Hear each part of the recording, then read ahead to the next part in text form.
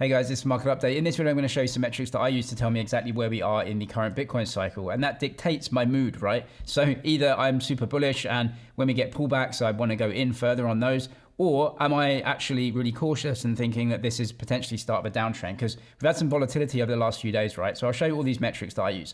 So firstly, this is the weekly chart on BTC. And this is an insane uptrend. I mean, this is just a complete re-rating of the asset, but this is what happens in bull markets, right? So I feel like we've had four, and this is the fourth kind of consolidation movements. This one was very long and sideways, around 30 weeks. This one was around the ETFs, where we got a 10-week kind of consolidation pattern. This was around 35 weeks, 34, 35 weeks. Now we are only 10 weeks in. So we may go a bit longer. I think this is part of a consolidation here. Now, the pattern right here that I would take for this consolidation, look, we're at the top end of this. So are we trying to break out again right now? Or do we come down to this kind of 91 level? I don't know which way we actually break, but this would be pretty good to maybe have a consolidation here for a little bit, regroup a little bit, and then we move higher. So really, are we moving higher from here? I think so. And the reason is all of the metrics are pointing out like we are not really overdone in the cycle or starting to actually weaken with these price movements. And that's the important thing. The relative strength of these moves is still not in the kind of very, very overdone stage. So I'm still very positive.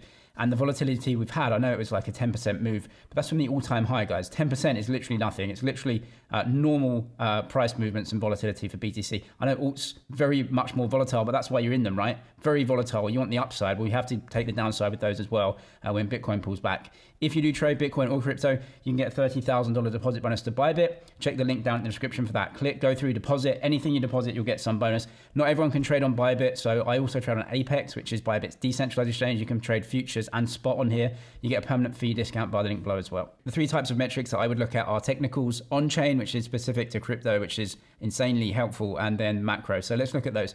This is the RSI down below, Relative Strength Index. It's really good for this bull market, right? You're seeing an expansion, a little pullback, expansion, little pullback. Now we're going into another expansion. So the relative strength of the price, the momentum of the price is really strong and moving up. So, I mean, look at this uptrend, right? This isn't ending anytime soon, right? Unless something crazy happens and something we can't predict. But this is a very strong relative strength index right here, moving up and not topping out. Now, you can see the 2017 cycle. So let's say that is the very, very strong move that we have here as a guide. In the last bull market, we actually topped out here. Not this time. I know the price topped out at 69,000 in this second pump. This was a scam pump when FTX were trying to pump the market up to get themselves out of trouble. But you can see the relative strength index very, very weak here, right? So showing that this price move was actually extremely weak and was going to break down because the relative strength is so low. So it was actually this, which was the original top for the market. Now, if you look here, if you just draw this trend line on, we're not topping out into that. We've still got a long way to go up until kind of very, very, very strong prices that you would think, hey, you know what, like it can't get relatively much stronger from here. So that's when I'd start to get cautious. But for right now, we are in this big uptrend. And so any weakness is an opportunity, I think, still. This is the comparison of cycles from cycle low. Again, in the last bull market, we're pretty much topping out here, like right now. So is January 2025, like, is this the end of this cycle? Doesn't feel like it, right? I'll show you these other metrics.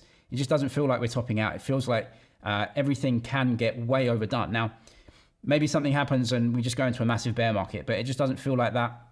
The credit cycle, the macro cycle isn't really there. And so I think the risks aren't to massive tightening and bear market. So on balance, I'm still bullish, and any pullbacks or weakness, I definitely want to take advantage. So, looking at other cycles, we may have a long way to go, right? But 2025 should be the year that we top out, and maybe 2026 going into a bear market again, or at least softening prices. This is new from Bitcoin Magazine Pro, which is the everything indicator. It basically puts all the on-chain metrics and some other metrics into essentially an overbought or oversold indicator. And so bull markets, you can see we definitely top out up here. But again, nowhere near that, right? In fact, you can see same as relative strength. We're in an uptrend for the strength of these metrics, which shows that the bull market is continuing. And there's basically buyers here coming in and pushing the price up.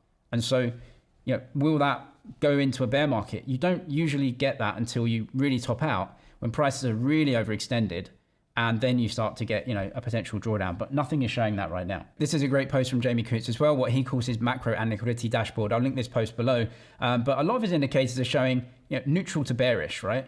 You can see the balance sheets of the central banks aren't really growing too much. Money supply isn't growing too much. I think this is great, right?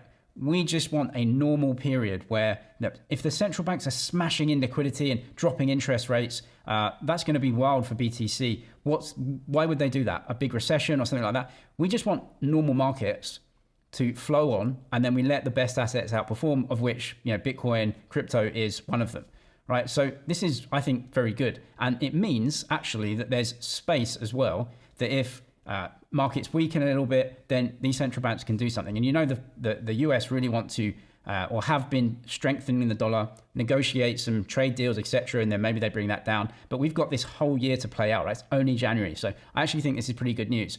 When everything is like the central banks are just smashing liquidity in, that would be the top of a bull market. Prices are going to get disconnected. Then you've got to start worrying, like, well, do I need to sell some? Or, if price is going to pull down, should I get into new positions here? So I think this is great news. You can see, net liquidity is getting a bit of a boost from the RRP. Dollar index is weakening a little bit, softening treasury volatility. That's pretty good news. Dollar index is, potentially topping out here. Any move lower, if the US condones it, I think it's pretty good news. Investment grade corporate spreads are tightening as well, which shows improving risk appetite. I think we're in a great position overall, right?